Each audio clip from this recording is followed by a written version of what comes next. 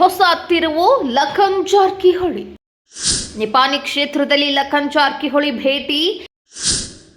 ನಿಪಾನಿ ಜನರೊಂದಿಗೆ ಸಮಾಲೋಚನೆ. ಚುನಾವಣೆ ಭರ್ಜರಿ ತಯಾರಿ ನಡೆಸಿದ ಲಖನ್. ಡಿಸಿಸಿ ಬ್ಯಾಂಕ್ ಚುನಾವಣೆಗೆ ಮಾಸ್ಟರ್ ಪ್ಲಾನ್.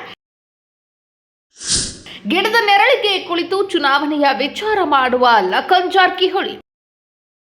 ನಿಪಾನಿ ಕ್ಷೇತ್ರದಲ್ಲಿ ಪ್ರಮುಖ ನಾಯಕರ ಮನೆಯಲ್ಲಿ ಗುಪ್ತ ಸಭೆ. ಲಖನ್ ಜಾರಕಿಹೊಳಿ ಮುಂದೆ ಬರುವಂತಹ ಡಿಸಿಸಿ ಬ್ಯಾಂಕ್ ಚುನಾವಣೆಗೆ ನಿಪಾನಿ ಕ್ಷೇತ್ರದಲ್ಲಿ ರಂಗೇರಿತು ಡಿಸಿಸಿ ಬ್ಯಾಂಕ್ನ ಚುನಾವಣೆ. ರಮೇಶ್ ಕತ್ತಿ 4 ದಿಕ್ಕಿನಲ್ಲಿಯೂ 4 ಜನ ಇದ್ದೀವಿ ಎಂದು ಹೇಳಿದ್ದಾರೆ. ಹೊರಗಿನವರಿಗೆ ಯಾರಿಗೂ ಬರಲು ಬಿಡುವುದಿಲ್ಲ ಎಂದು ಎಚ್ಚರಿಕೆ ನೀಡಿದ್ದಾರೆ.